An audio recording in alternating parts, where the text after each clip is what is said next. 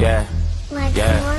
Hey, 1, 2, 3, 4, 5, 6, 7, 8, 9, 10, 11, 12, 13, 14, 15, 16, 17, 18, 19, 20, 21, 22, 23, 24, 25, 26, 27, 28, 29.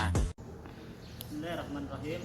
Assalamualaikum warahmatullahi wabarakatuh. Kami dari kelompok 4 dalam mata kuliah Tata Kelola Pemerintahan dengan dosen pengampu Dr. Andi Saiful Zainal, SIP, MSI. Baik, saya akan memperkenalkan nama-nama kelompok saya. Perkenalkan, nama saya Akmal Setiawan, NIM 22108003. Perkenalkan, nama saya Sarul dengan NIM 221080001. Saya atas nama Zara dengan NIM 221080035. Perkenalkan, nama saya Lasma, NIM 22108037. Perkenalkan, saya Yunita Anggraini, NIM 22108008. Perkenalkan, nama saya Farisna, NIM 221080005. Perkenalkan, nama saya Afriana, NIM 221080007. Perkenalkan, nama saya Keke Nureka Prayana dengan NIM 2210802. Itulah tadi perkenalan singkat kami. Kami akan masuk dalam pokok pembahasan tentang good governance. Bismillahirrahmanirrahim. Assalamualaikum warahmatullahi wabarakatuh. Pada siang hari ini saya akan menjelaskan tentang materi good governance. Untuk lebih mempersingkat waktu, langsung saja kepada materinya. Istilah good governance lebih kompleks karena melibatkan 3 komponen stakeholders, yakni pemerintah, masyarakat, swasta, dalam posisi sejajar dan saling kontrol. Kemudian hubungan ketiganya harus dalam posisi yang seimbang dan saling kontrol atau checks and balance untuk menghindari eksploitasi atau penguasaan oleh satu komponen terhadap komponen lainnya. Bila salah satu komponen lebih tinggi dari yang lain, yang terjadi adalah dimensi kekuasaan atas kekuasaan komponen lainnya. Oke, sekian materi dari saya.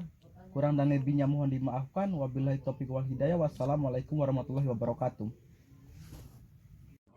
Assalamualaikum warahmatullahi wabarakatuh. Perkenalkan, nama saya Yunita Anggraini, Stambuk 22108008, Program Studi Ilmu Pemerintahan, Fakultas Ilmu Sosial dan Ilmu Politik dari kelompok 4.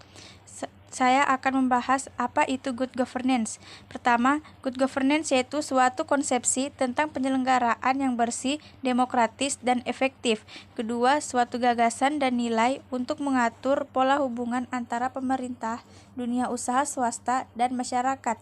Tiga, interaksi antara pemerintah, dunia usaha dan swasta, dan masyarakat yang transparansi, akuntabilitas, dan partisipatif. Apabila sendi-sendi tersebut terpenuhi, maka governance akan good. Selanjutnya saya akan menjelaskan tentang Troika. Troika adalah bentuk kepemimpinan suatu organisasi atau sidang yang dijabat oleh 3 pihak dengan peran yang sama. Pemilihan pihak yang ditunjukkan ini biasanya melibatkan ketua periode sebelumnya, ketua periode sekarang, dan ketua periode mendatang. Troika dapat pula mempertimbangkan senioritas seperti ketua terpilih, anggota ketua, dan anggota termuda atau kelompok. Hambatan good governance ada 5, yaitu 1. Integritas pelaku pemerintah.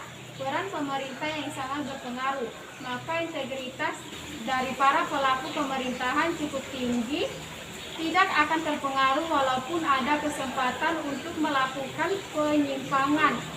Misalnya korupsi yang sudah menyebar di mana-mana. 2. Kondisi politik di dalam negeri jangan dianggap hal sepele. Setiap hambatan dan masalah yang dihadirkan oleh politik.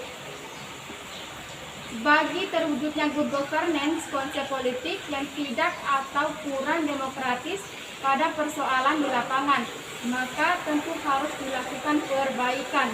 Selanjutnya Baiklah, saya akan melanjutkan penjelasan dari saudari Farisna tentang kekurangan dan hambatan dalam good governance, yaitu krisis ekonomi bisa melahirkan berbagai masalah sosial yang tidak bisa teratasi, akan mengganggu kinerja pemerintah secara menyeluruh.